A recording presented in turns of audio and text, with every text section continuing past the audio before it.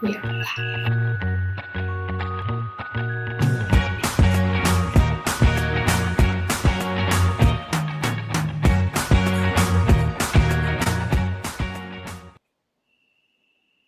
Welcome to PhD with Women on IT, Hack the Future. My name is Beata Young, and today's PhD Positivity Hack delivered will be by Kelly Hoey. Today's title of discussion will be Building the Success Networks You Need. PhD episode 15 starts here. Let me remind you, this is a grassroots community that focuses on women on IT, inclusive forum of women in technology, startups, female leaders who are supported by men as well. And I bring heart to that hustle because empathy is my modus operandi, and empathy is critical when you are building the success networks you need.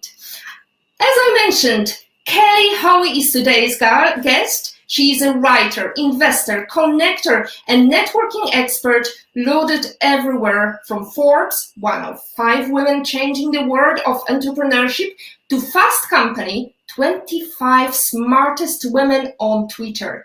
A columnist for Income, she's appeared on CNBC's Power Pitch, and her clients include the New York Coca-Cola, PBS, L'Oreal, Capital One, and Dove. Kelly, I could go on with your bio, but I think it is lovely to see you, and I would like to focus on the topic of today's discussion. Where in the world are you today, Kelly? I'm in beautiful New York City. So good morning, good afternoon, good evening to everybody who's watching this from New York City. Fantastic to see you, and fantastic to see some of our audience. It is lovely to see some people joining us live, and I just would like to remind you that today's session is all about networking and community building. And as always, during our Positivity Hack delivered, community is at the heart of our organization, and we want you to succeed. And in order to succeed, you need to ask us questions or give us just a certificate of appreciation, whether it's a like, a heart, better still, sharing it with your own network. Any sign that you are alive and you're finding our session useful, appreciate our esteemed guest, acknowledge our work, you owe it to our daughters, our sons, all the community of women on IT that hack the future. Kelly, so let's start with a basic question. Why do you need a network? What are the benefits and what is the purpose of building a network? I think when you unearth what you do in life, from landing a job, finding a house, I'm going to say your health, your fulfillment, you'll see behind it there is a network that has connected you to the answer, the resource, the tool, the opportunity that you're seeking. So the things you've done already in life and the things you will achieve in life, we get there with the help of other people. So it is not, and as I sort of mentioned when I said health, there's a lot of social science research that shows that networks are good for our mental health, our physical health, as much as they may be good for, adding some great jobs and experiences and opportunities to our resumes or CVs. Fantastic. I'm an avid networker, and we just chatted about the fact that I came ready prepared. I got my garment on. I squeezed myself into that dress that I bought just before the pandemic. I was in London, crazy shopping and thinking, I'm going to impress the Malta Business Network, where I'm the director of. And, I've got to wear it today. I'm ready to network. So I'm going to ask you a critical question that it's on and on. Everybody is asking me how to network during pandemic. Well, networking during a pandemic, in some ways, I don't think it's any different than pre-pandemic. So many people think when they need to get out and network they think they need to, rush out and meet strangers and attend meetups and exchange business cards, or endlessly post on, say, social media, and tag people they don't know, or ask everybody when they're on a Zoom event or a conference or a webinar, put in the chat their LinkedIn profile and think everyone, hey, connect with me on LinkedIn. That believing somehow that is useful or worthwhile networking.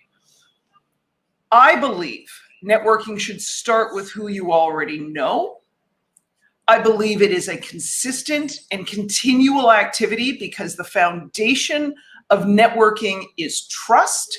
And whether you are building your network using technology or building your network by in real life, in-person interactions, you need to build trust. And trust is something that is built or reinforced by continual interactions. So on the basis of that, how do you network in a pandemic? You show up for your network every single day. You network consistently. You watch and you listen and learn to see where are the ways you can help your network. Can you give them a resource? Can you pass along some information? Can you give them a tip? Can you cheer them on? Can you share this video and this conversation? It might help somebody else out. That is all part of networking. And that's how you network in a pandemic. You work that muscle. You look at digital tools like you would, I want to say the physical rooms that we would network if we could, get out in the world more fully than we can right now. Context matters. I could go on and on and on this one, but showing up for your network every day, realizing you have a network and your network has networks, and using digital tools to listen and learn and to find the communities and the contacts that you're seeking.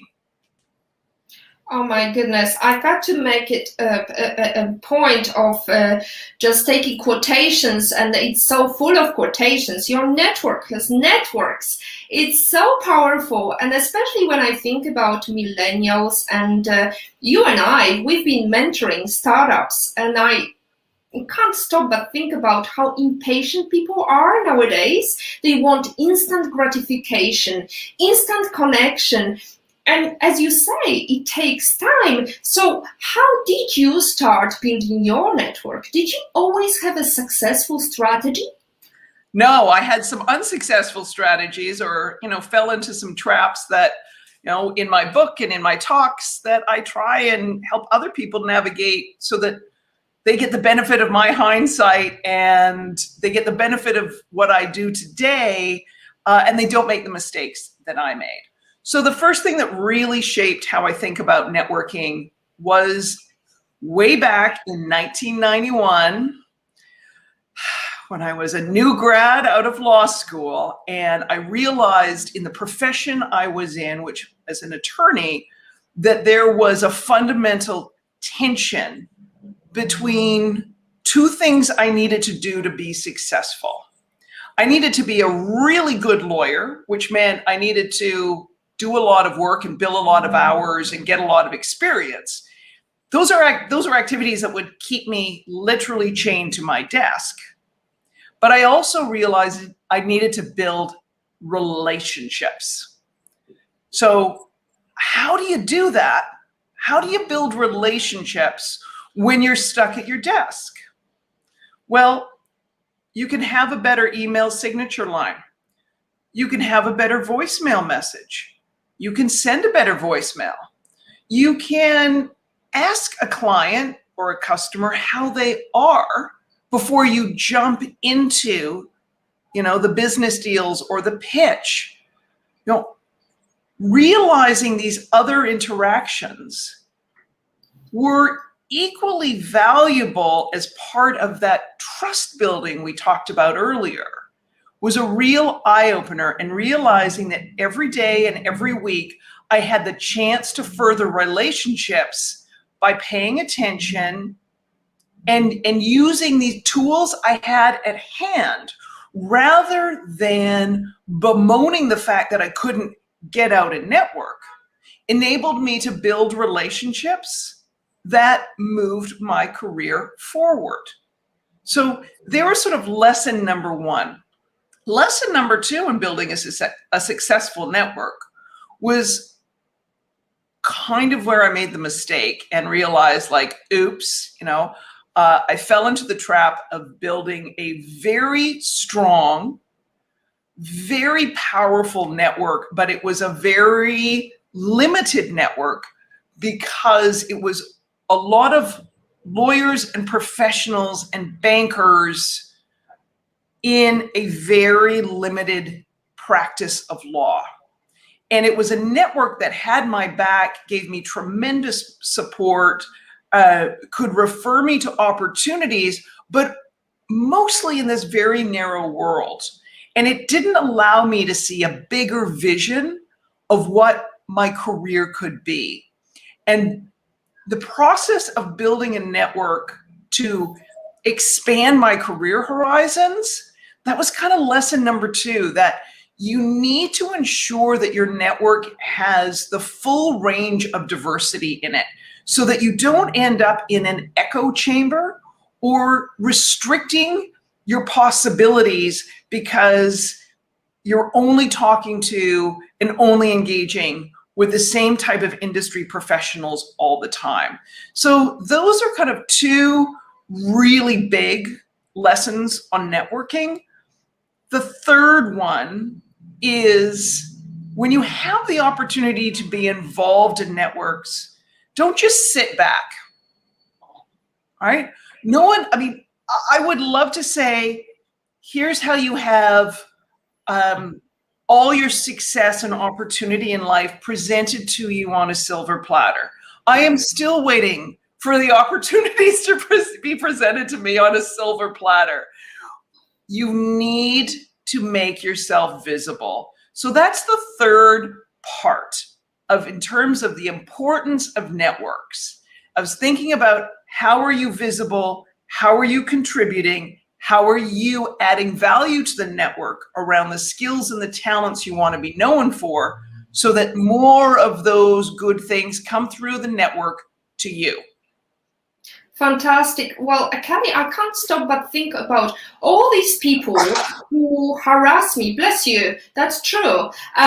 All these people who harass me on LinkedIn, asking me to pick my brain or talk about the exciting product they have, and I actually never met them. The sole reason they wanted to connect with me was to sell. So what would be the message from you to these people? How can they interact before they just do hard sell on you?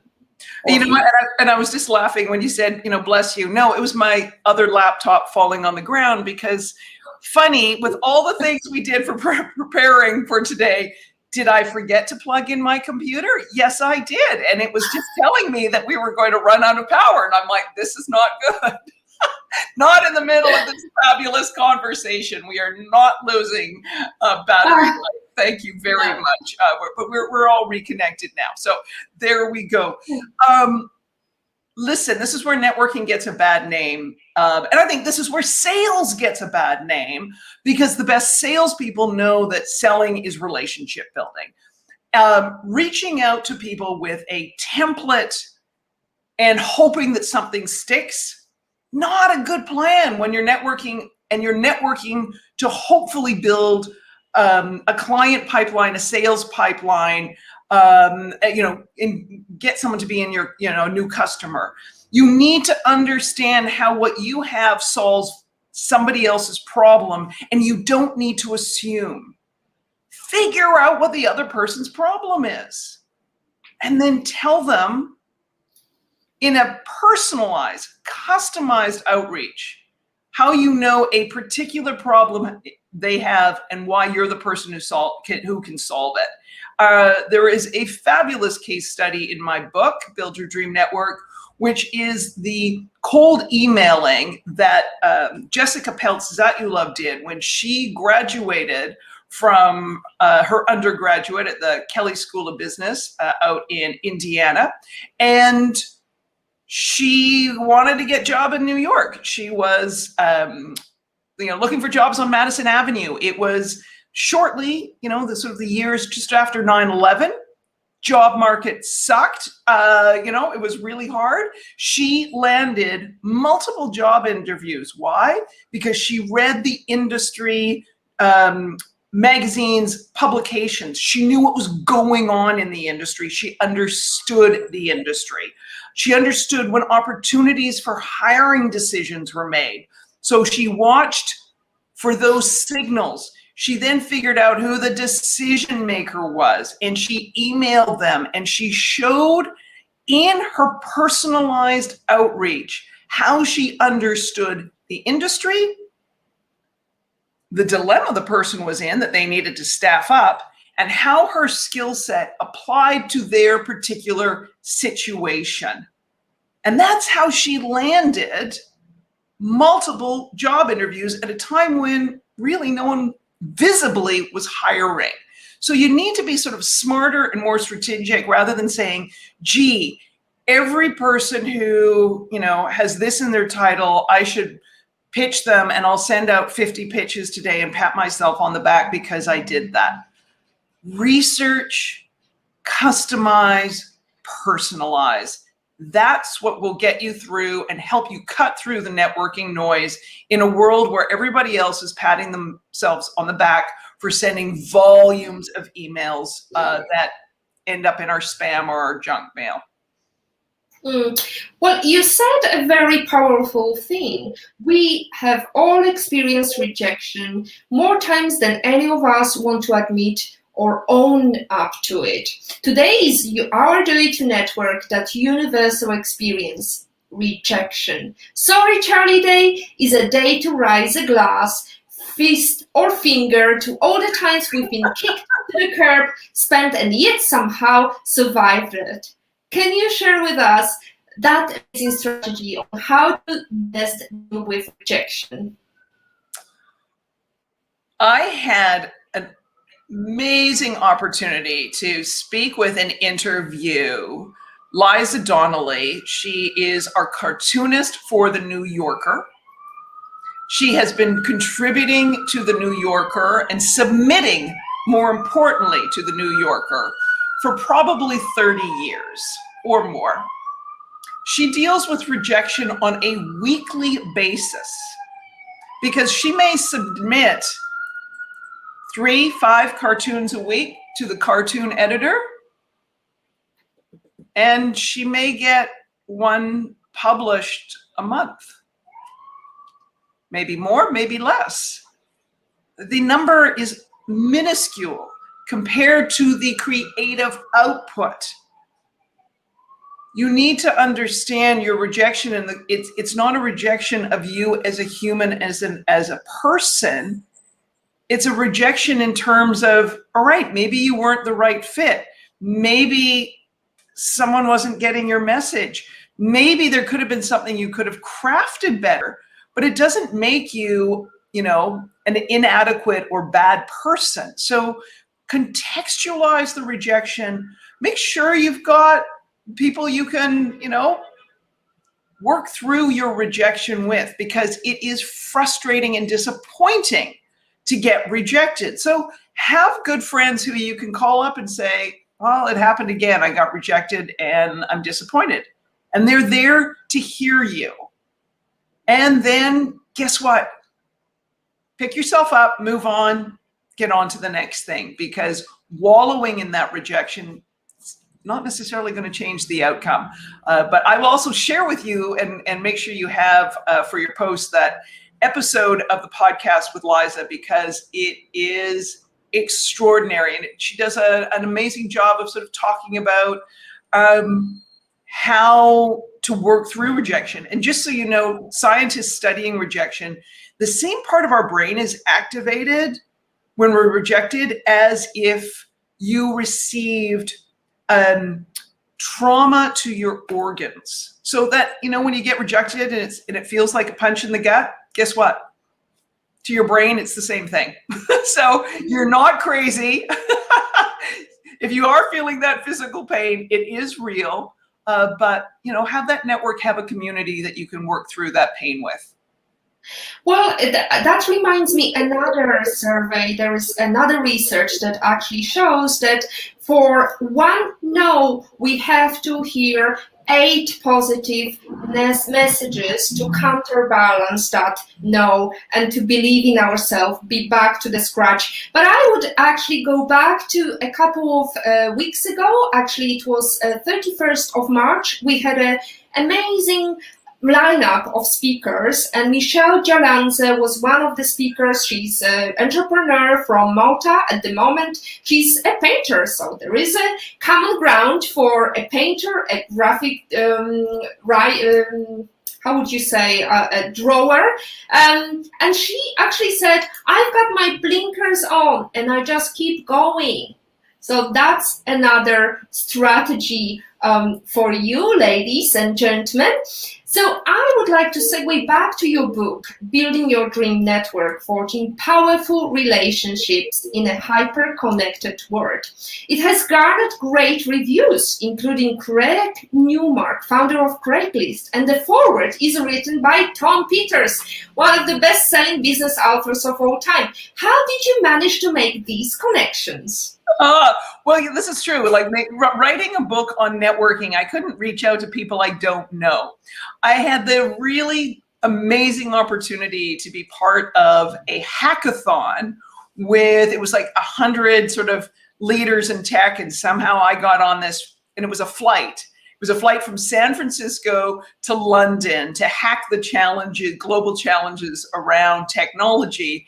And that's how I happened to meet Craig Newmark. He was one of the esteemed guests on this flight, and we were on the same team hacking the challenge of how we get more women in technology. And Craig has a delightfully dry sense of humor, and I have a big laugh and love dry senses of humor. So we bonded like no one's business on that flight. So when I was thinking about people who I would reach out and ask to review my book, Craig came up. Now, Tom, because we're talking about part of it today, we're talking about how you network during a pandemic, which means how do we network within, you know, and I'll do this, how do we network within these screens? And how do we do that? So Tom, interestingly, I started following Tom on Twitter when I jumped on Twitter way back in 2009. And I was really focused at that time on management and leadership issues, women on boards, you know, good corporate governance, those kinds of things. And through hashtags and conversations on Twitter, I found Tom and started following him, knowing that he is a big thinker in the business world. And we would engage on Twitter. So when I say engage on Twitter, like, I think of Twitter like a big old cocktail party, or it's a big room with a whole lot of different cocktail parties. So how are you the good guest? When you get on Twitter, think to yourself, how can I be a good guest that someone wants to invite me into conversation or back to the party? And how do we do that? Think about when you were at a cocktail party and someone said something interesting. You might have done something like this. Or you might have said, oh, that's interesting. Or you might have said to somebody else, oh, you should join our conversation. There's some good stuff going on over here. How is any of those 3 actions any different than a like, a retweet, or a repost of somebody else's tweet with some commentary? It's the same thing in my mind. We need to contextualize it, because on Twitter, we can deal and relate and have conversations with real people. Novel, I know. So I started following Tom. He started following me. We had this back and forth. I made an announcement about my book. I get this direct message from Tom, and he says to me, I pre-ordered a copy of your book.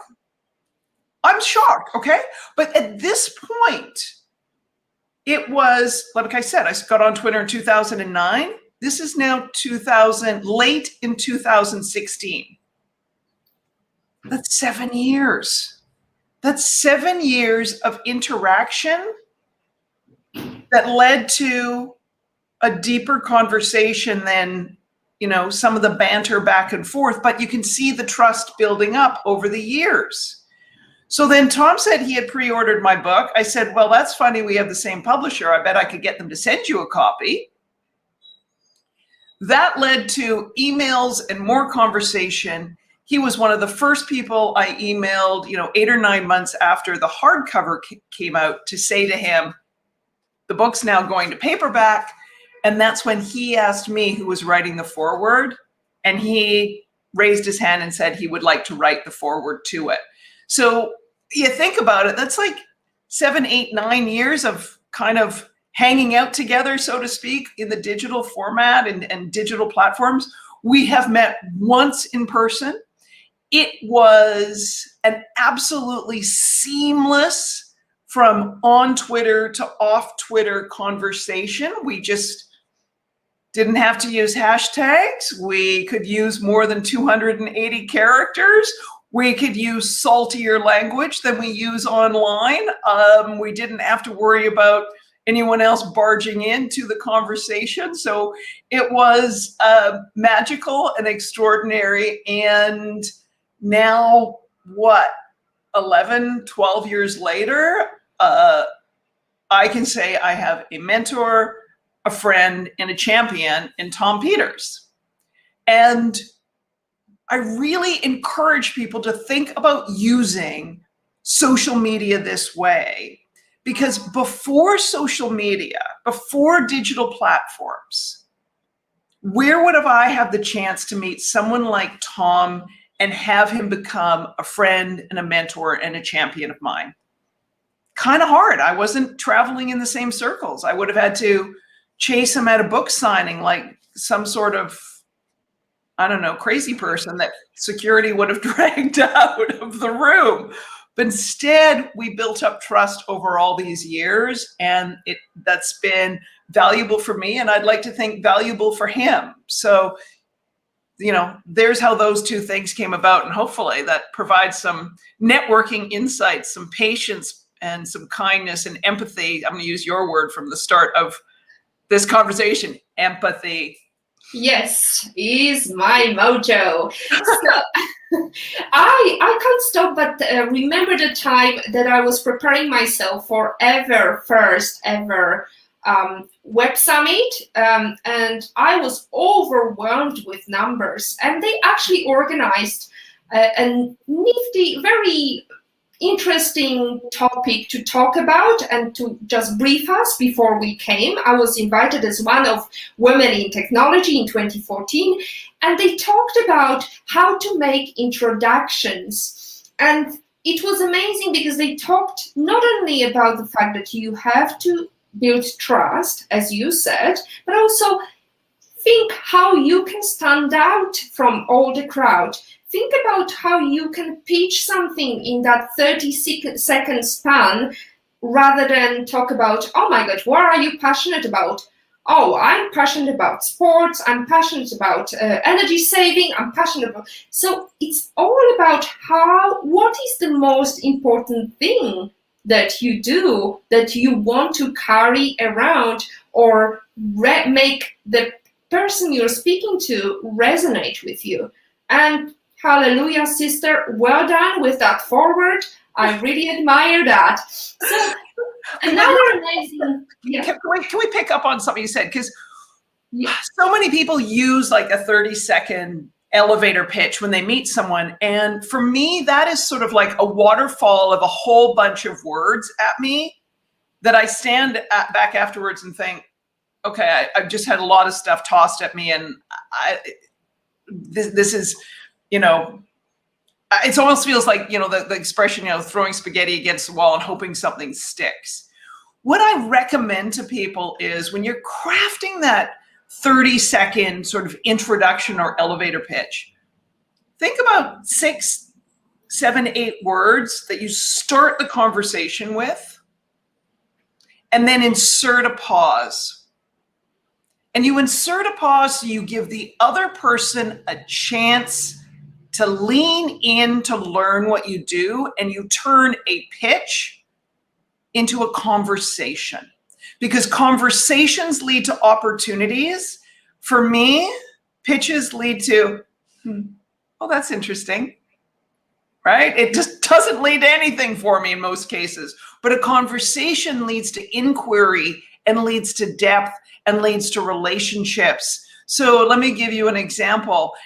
One of my favorite sort of 6-word opener is my friend Terry Kawaja, who is the founder of Luma Partners. When someone says to him, "What do you do, Terry?" He says, "I make startup founders rich."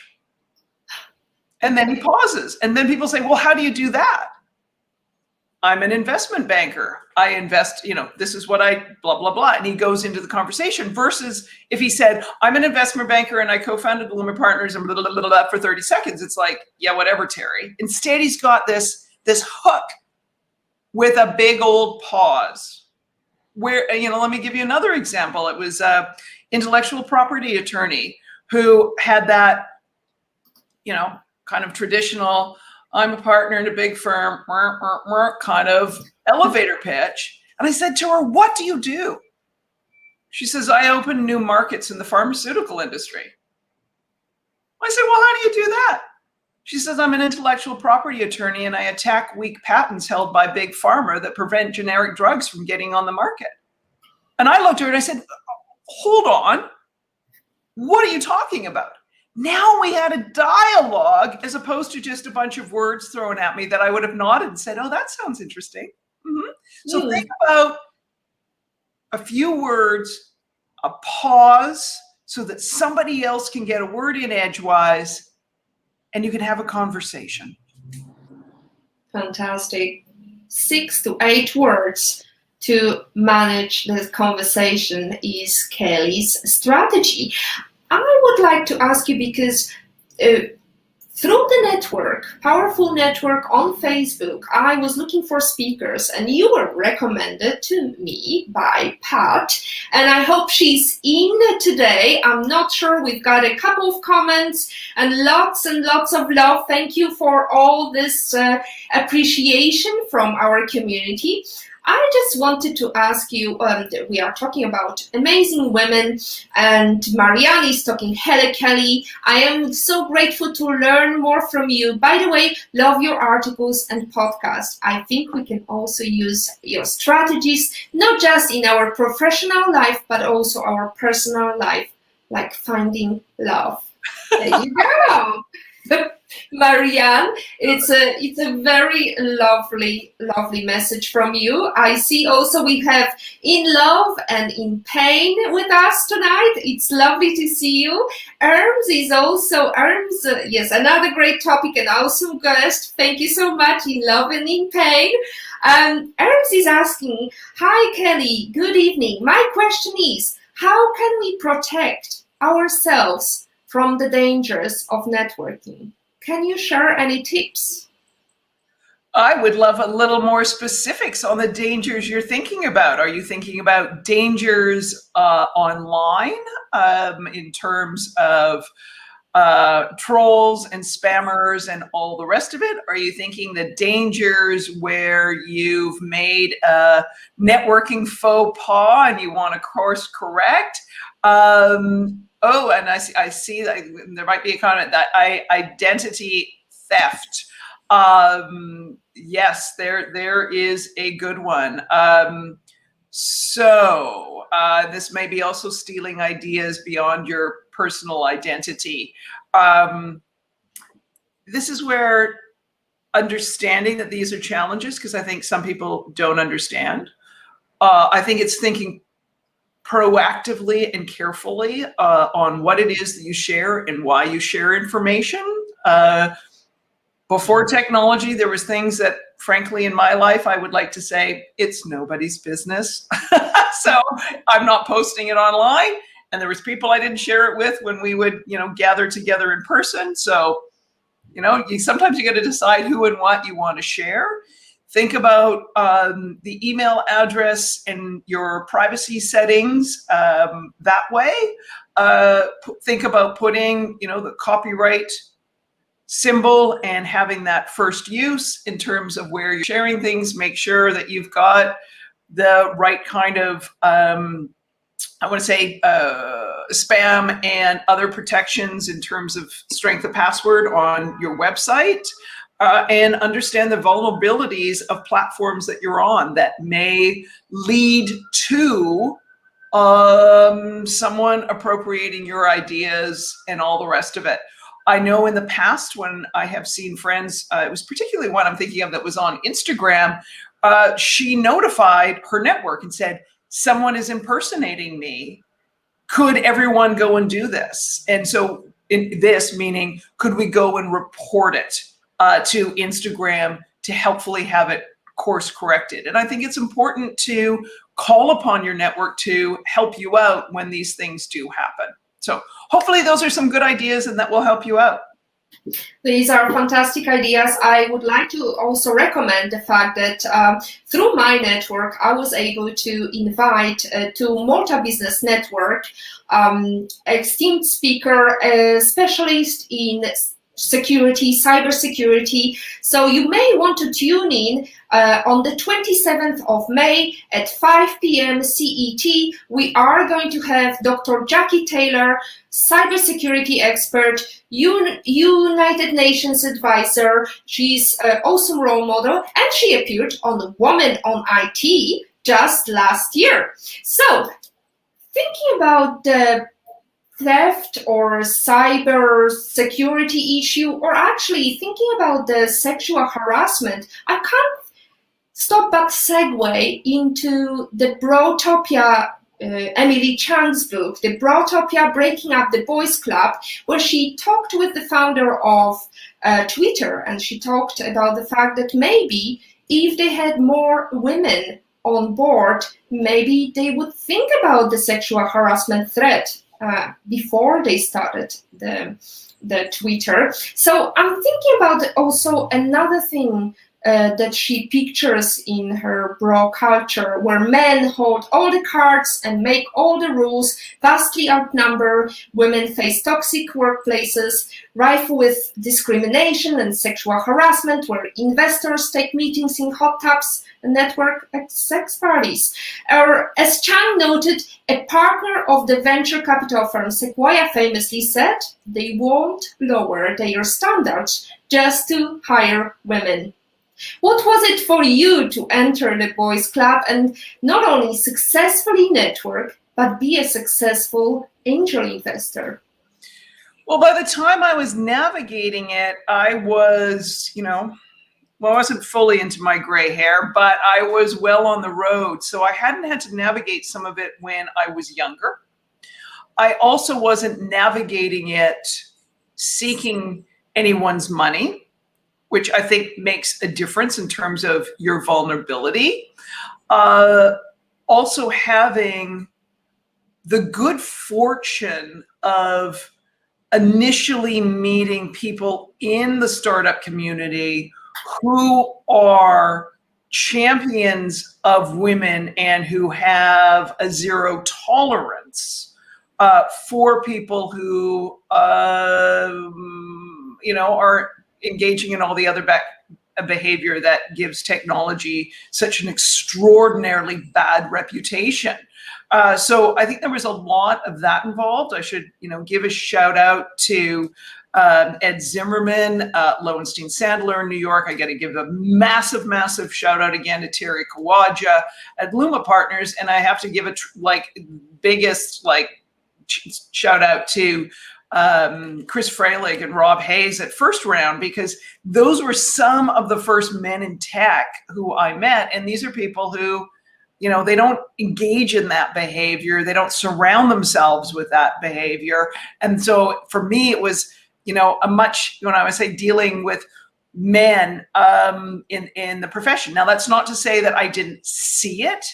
It didn't, if I didn't hear the comments, it's not like things weren't presented to me, but I was like, I got another community who is very powerful and I can rely on them. So you who are engaging in this other behavior, you can talk to my hand, because you might be coming to me asking me to write a check, or you might be coming to me to ask for my network, and it ain't coming to you if you're behaving in that kind of way. So I think that's part of the reason when some of my experiences have been different than if I had started in technology, right out of school. The other thing to see is, my first career as a lawyer and then dealing with the investment world in terms of investment bankers and Wall Street and bankers in that world, in the corporate world, I've pretty much seen it all at the point where I got involved in technology. I tell a story about going to court in Toronto in a bankruptcy matter, and there was 200 lawyers in court. There was 2 women, me and a woman who was a senior partner at another law firm. So I've seen it, I've experienced it. Frankly, in technology at this point, it bores me that the behavior continues. Totally. And I have to say that your quote resonates with the values women on IT community believes in. In order for women-led and women-owned companies to receive greater funding, gender diverse investors are required. Ladies and gentlemen, thank you very much for participating in our comments and giving us love and certificate of appreciation, whatever you call it. Pat, Louise, lovely to see you. This is the girl that got us together. So we've got a question, Pat, lovely to see you. In love and in pain. Hi, Kelly. What advice can you give to someone who is afraid or shy to start a conversation to others and start building a network? First of all, you have a network already. Let's repeat what I said earlier on this conversation. Your network has a network, so start your networking there. There's kind of number one. Secondly, ditch the idea that a personality type is better at networking. That keeps networking in that sort of old paradigm that you have to go rushing around and talking to strangers and all that, which sometimes you need to talk to new people that you don't know very well. But networking is not just, oh my God, I have to go and talk to strangers. Start with who you already know. Do not continue the fallacy that a certain personality type is a good networker, because that again limits networking to a specific behavior. The third thing I'm going to say, because I got to say it and plug my book, read my book, swear to God, or go over to my website, plug in the word introvert, because you will find endless posts on networking for introverts, people who are shy. Because what I discovered in writing my book, which is all case study driven, that the vast majority, and when I say vast majority, I'm talking 70, 80% of the people I interviewed in my book are introverts. People who are more deliberate, considerate, focused, attentive to what is going on in somebody else's life, curious, listening. Those people in my mind in our busy, distracted 24/7 world, they are better network builders. And what you want to be is a strong network builder, because you want a strong network around you. Don't worry about being the life of the party. Not everyone's jam, and doesn't need to be everyone's jam. Be the person who builds that strong network, and you do that by listening, observing, being attentive, being consistent, showing up for your network every single day. Fantastic. Pat, Louis, so glad you were able to have Kelly on. I'm glad as well. Well, we are all glad. We've got so many comments coming in. I'm just like feeling the network, the buzz of the networking and building a successful community. And this is what we are doing right now. Thank you so much. In love and in pain. We've got less than 15 minutes left. We better get moving. So the question I would like to ask you, is there a different approach for women who just came back from maternity leave? Because we talked about how to start, why introverts have it better. I mean, we are still in the bias world where people are thinking, well, she's just going to talk about diapers, right? Well, and also, you know, sometimes that's unfortunately when we talked about earlier about how you position and present yourself. Sometimes that's unfortunately what we do. And I would say this, men or women, what we talk about, rather than pivoting the conversation to what we want to be known for, we kind of pigeonhole ourselves that way. I also think this is where it is really critical for women to have mentors and advisors and champions who ask the hard questions that sometimes we're not allowed to ask. There was a really interesting little profile that appeared in the New York Times of a woman who'd had a really fabulous, successful career. And at one point early in her career, shortly after she'd had a baby, there was some talk about expanding operations into India, and everyone was like, well, she won't want to do it. She's just had a baby. And, you know, and this woman's family, she was of Indian descent, and, you know, someone who was very ambitious in her career, and knowing that to really grow her career, she would need an overseas operational role so that she could really move up the corporate ladder. There was a smart man in the decision-making who thought, we're all making these assumptions. I'm going to ask her.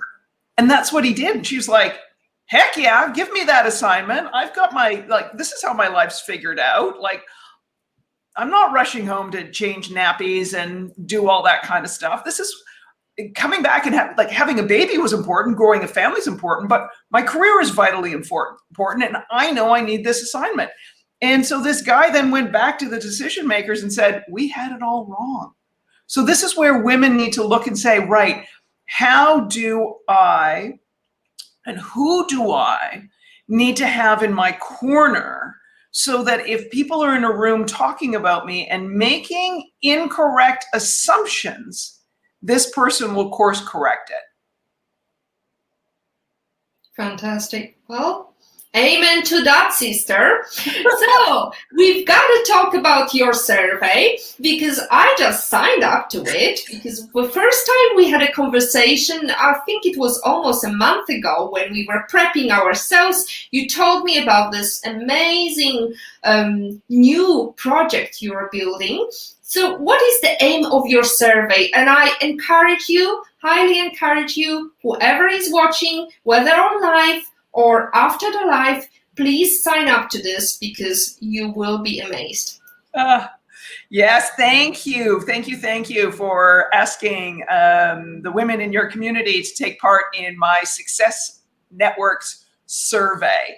So what I have realized, and this a little bit I talk about in the book, and I'm often asked about the differences between men's and women, and how they network.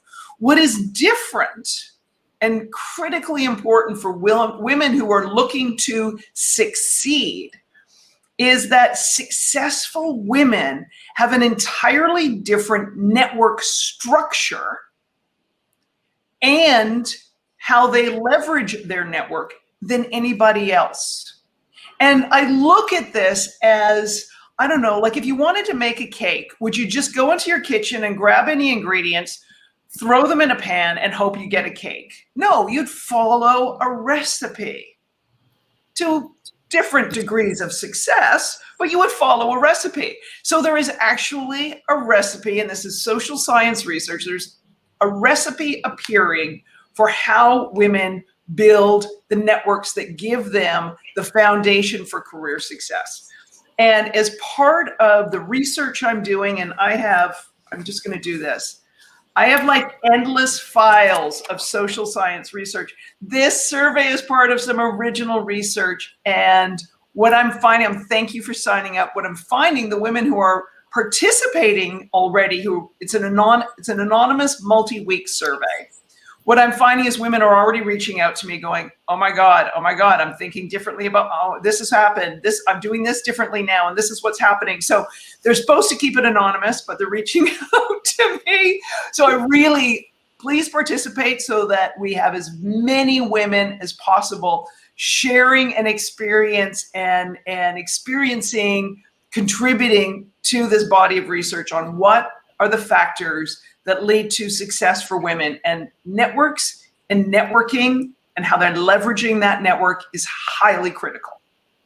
Well, I just wanted to show the start of that survey because it's not only interesting to have the feedback, but also look at that. Are you interested? Yes. Oh, yeah. That's why I'm here. I love these answers. It's a fun way to do a survey. It's not this boring, longish survey that takes time and you're just dreaming of when is it going to finish? When is it going to finish? So I highly recommend. I love it already. And I'm looking forward to see what next week brings.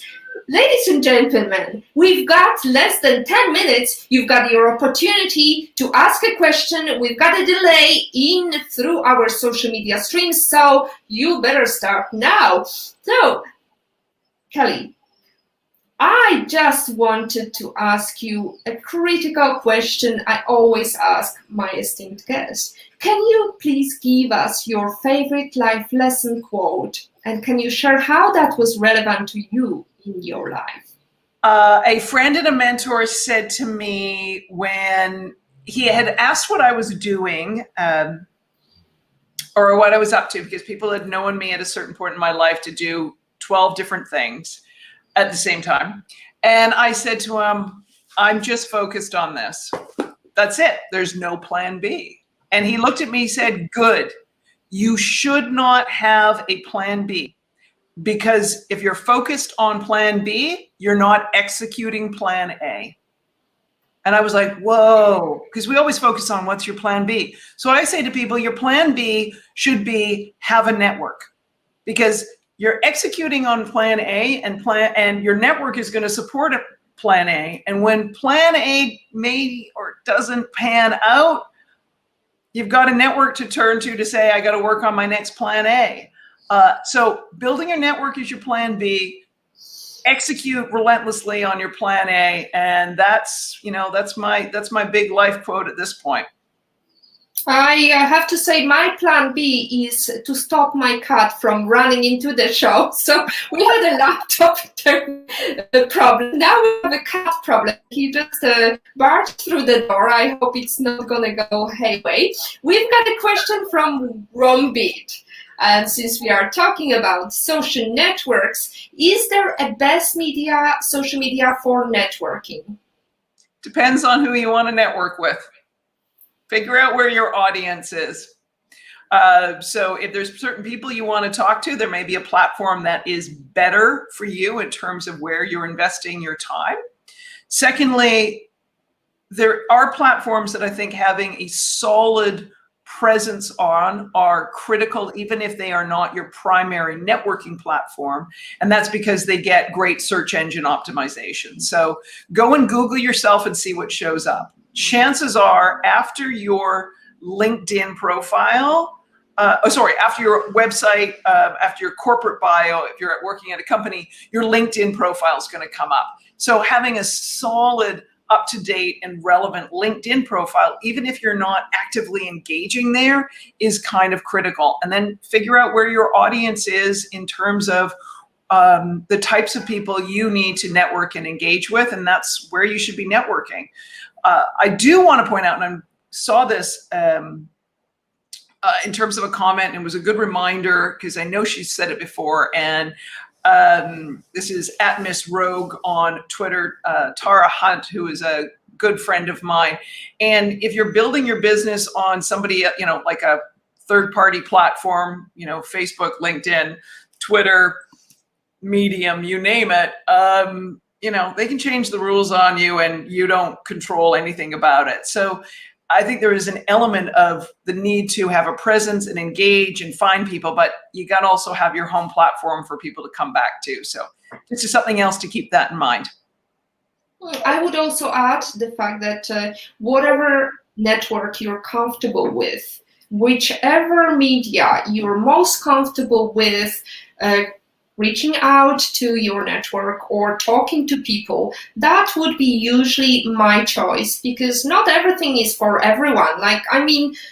would want to be on TikTok? Are you on TikTok, Kelly? At some point, when someone would say, hey, Kelly, you should, and I'm like, there's only so many hours in the day. I think the best networks are the ones where you invest your time. But you also need to look at, where are the people you want to connect with? And you may say, my product, my service is for this age demographic. And then you're like, well, that means I need to be on TikTok, or that means I need to spend more time on LinkedIn. Or you need to be aware of the opportunities that you may not be able to pursue because you choose not to do that. I also think it's worthwhile to look and say, am I networking with the same people all the time? And then you're just in an echo chamber. And that, as I've talked about earlier in our conversation, that can be dangerous as well. Fantastic. Well, it's time for our viewers' favorite question now, Kelly. Imagine the pandemic is over and you can invite to breakfast any person in the world. Who would you love to have private breakfast with and why? And which place would you choose? I thought I was going to struggle with this question, but it's super easy. There's two people I would like to have breakfast with. They are my youngest godchildren. And it is easy where it would be, because it would also mean that the world had truly opened up in terms of our ability to move around. They live in Australia. So on a beach in Perth, Australia is where this godmother would like to be having breakfast with anyone in the world, because it would be my two godchildren, my two youngest godchildren. Fantastic. And they're going to teach you a lesson how to be on TikTok. No, they're too young for that, thank God. TikTok will be over by the time they reach their teens, right? That's right. I'll be lying on the beach talking to their mother, and the two of them will be in the water, and it'll be bliss. But it just means, guess what? Our world has opened up and moving around again. And I'm like, yeah. Fantastic. That would be nice. It would be a dream. Well, it's also a very humble dream, I would say, because it seemed just 2 years ago it was just so down to earth, just going to Australia, or you just pick a ticket you want. And I know that you've got a couple of points accumulated on your loyalty card, so you would just use these and go wherever you want, right? Right. And I think the lessons that we've learned really in this past 12, 15, 18 months of what's important to us. Because I can imagine if you and I had this conversation at a different point in time, I could, I want to be in Paris having breakfast with, and maybe there's some fancy name or something like that. I mean, we can all imagine, breakfast with anyone, who would it be? And really, this time apart has revealed what is critically important to all of us. And I hope that is a lesson that we take forward as we are able to move more freely in the world.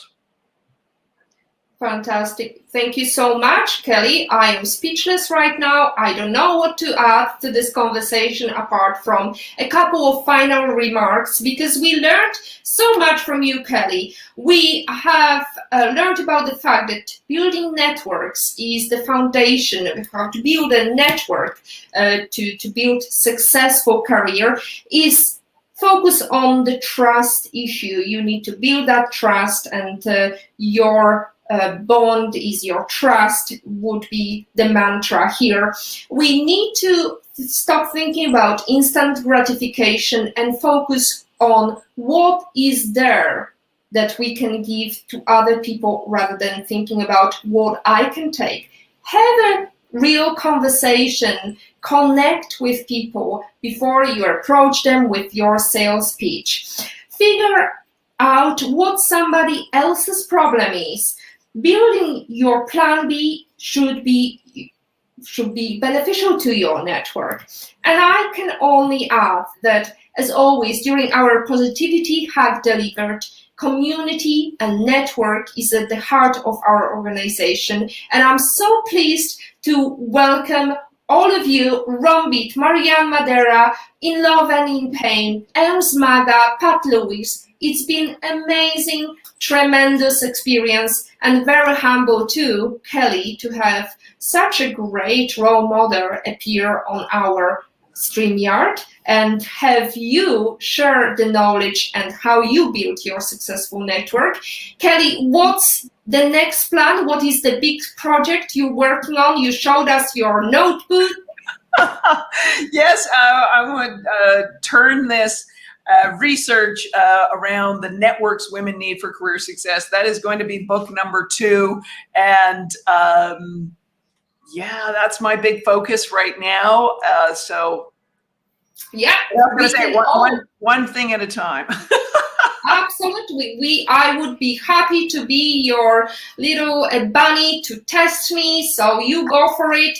And let me remind you, this is a grassroots community that focuses on women on it. Inclusive forum of women in technology, startups, female leaders who are supported by men as well.